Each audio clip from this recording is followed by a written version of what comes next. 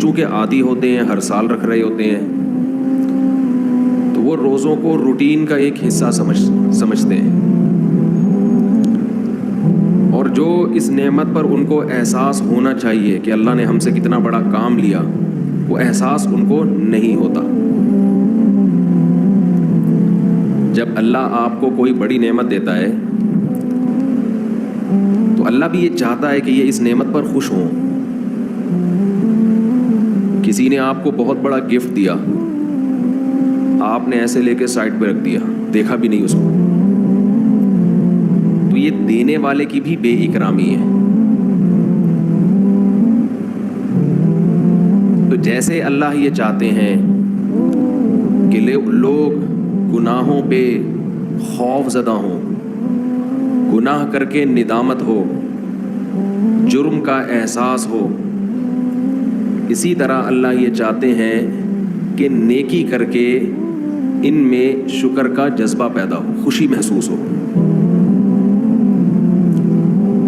اگر کوئی شخص گناہ کرتا ہے تو جس کا آخرت پر یقین نہیں ہے، اسے گناہ کر کے کبھی بھی شرمندگی محسوس نہیں ہوگی، وہ کرتا چلا جائے گا۔ لیکن اگر آپ گناہ کرنے کے بعد شرم محسوس کرتے ہیں، ندامت ہوتی ہے، تو یہ ایمان کی علامت ہے، آخرت پر یقین کی علامت ہے، اللہ کے وجود کے یقین کی علامت ہے۔ بالکل اسی طرح اگر نیکی کر کے خوشی محسوس ہوتی ہے تو یہ بھی ایمان کی علامت ہے، خوشی کی، یہ بھی آخرت پر یقین کی علامت ہے۔ اور اس کا ایک دنیا میں فائدہ یہ ہوتا ہے کہ اس سے مزید نیکی کی توفیق ملتی ہے۔ رمضان میں شیطان ایک دھوکہ یہ دیتا ہے کہ آپ نے اگر روزے رکھے ہیں تو کون سا تیر مار لیا، ساری دنیا روزے رکھ رہی ہے۔ یہ شیطان کا بہت بڑا حملہ ہے۔ میرا معاملہ یہ ہے، الحمدللہ ہم سب روزے رکھتے آ رہے ہیں، بچپن سے ہی، جب سے بلوغت کی دہلیز پہ قدم رکھا ہمارے گھر میں روزے کا معمول تھا، روزہ چھوڑنے کا تصور نہیں تھا، اب بھی نہیں ہے، پہلے بھی نہیں تھا، تو رکھتے آ رہے ہیں بچپن سے، بلکہ جب بالغ نہیں تھے اس وقت بھی رکھتے تھے، ہمارے بچے اب بھی رکھ لیتے ہیں، منع کرنا پڑتا ہے کہ بھائی نہیں رکھو، بچوں کو تو شوق ہوتا ہے کہ رکھنا ہے۔ تو الحمدللہ معمول ہے، لیکن اس کے باوجود میں یہ سوچتا ہوں کہ اے اللہ، میرے جیسے نالائق کو تو نے یہ توفیق دے دی کہ میں رمضان کے روزے رکھ رہا ہوں، یہ تیرا مجھ پہ بہت بڑا احسان ہے۔ انسان یہ سمجھے اپنے بارے میں کہ صرف میں ہی گویا رکھ رہا ہوں، مجھے باقیوں سے غرض نہیں ہے وہ کیا کر رہے ہیں، میرے اوپر تو بڑا احسان ہے اللہ کا۔ ہم تو نالائق ہیں بھائی، عام دنوں میں ایک روزہ رکھنے سے پہلے 10 دفعہ سوچتا ہے انسان